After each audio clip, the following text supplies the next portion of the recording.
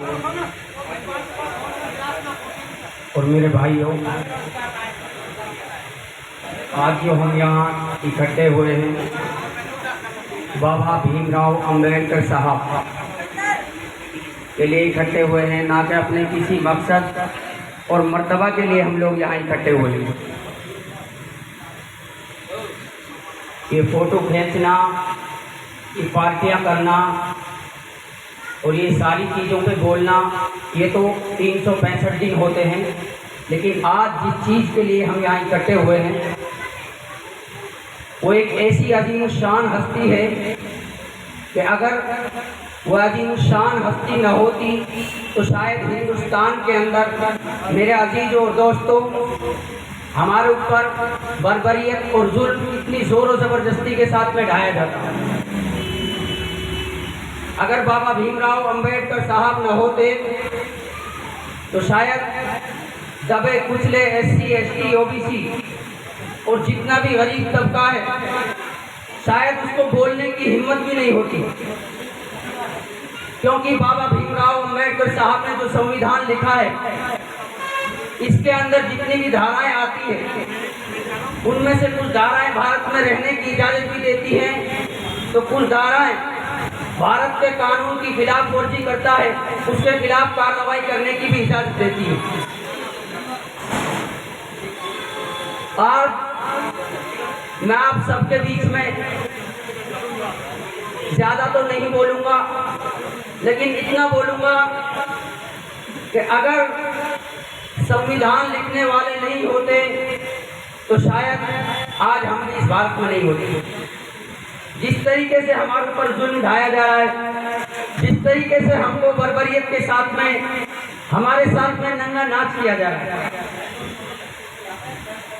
क्योंकि आप सभी को मालूम है 16 फरवरी और 15 फरवरी के दरमियान में मेरे दो भाई नासिर और जुनैद, जिनको गोपालगढ़ अंतर्गत से उठाकर लोहारू के भिवानी डिस्ट्रिक्ट के जंगल में जाकर जिंदा जला दिया। मेरे अजीजों और साथियों, अगर इन सारी चीज़ों का फैसला गोली और जलाने से होता हो तो बाबा भीमराव अंबेडकर साहब शायद ये संविधान नहीं लिखते।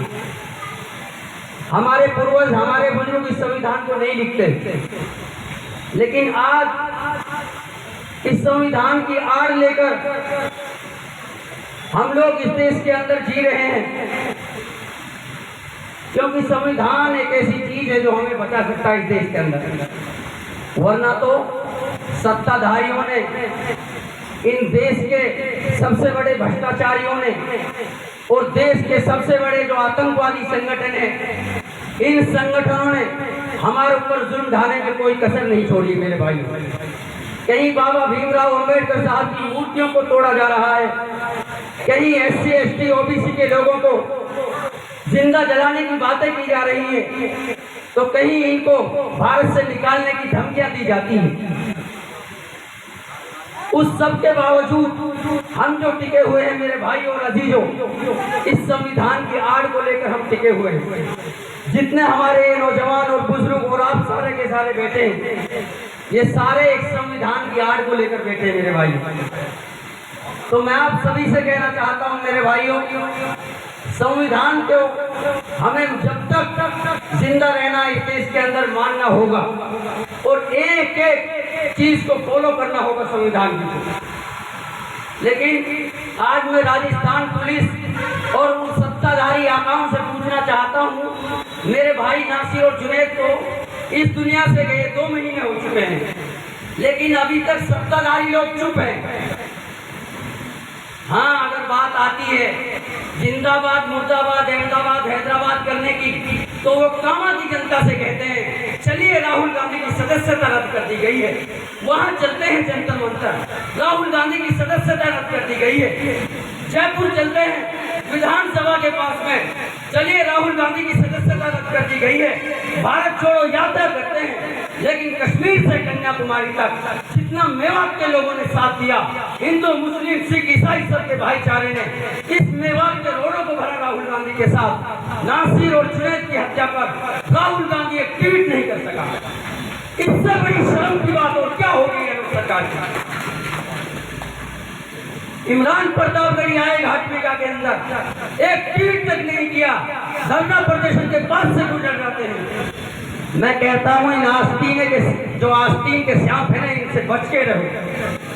आपके विकास के पैसा भी ये खा जाते हैं, वोट आप देते हो, नेता ये बनते हैं, इनकी औलाद England, Holland, New Zealand, Ireland, Scotland, America पढ़ती है, इटली, जापान, फ्रांस पढ़ती है, और हम लोग बस झंडा उठाओ कांग्रेस का, बीजेपी का, आम आदमी पार्टी का, MIM का, सपा का, बसपा का, जिंदाबाद मुर्दाबाद करते रहो। और लाठी खाओगे जब कहीं प्रदर्शन करेंगे तो पुलिस डंडा किसमें मारेगी?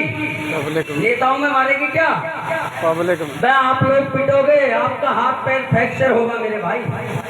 और ये आपके घर पे भी नहीं जाते पूछने के लिए आपकी तबीयत कैसी है। 5 साल में जाते हैं विकास का पैसा हजम करने के लिए। हाथ जोड़कर वोट दे दो ताकि आपके नल का विकास का पैसा खा जाएं, आपके रोडों का विकास का पैसा खा जाएं, और आपके स्कूलों के टीचर है ना जो, उनके भी पैसे खा जाएं, मिड डे मील का पैसा खा जाएं।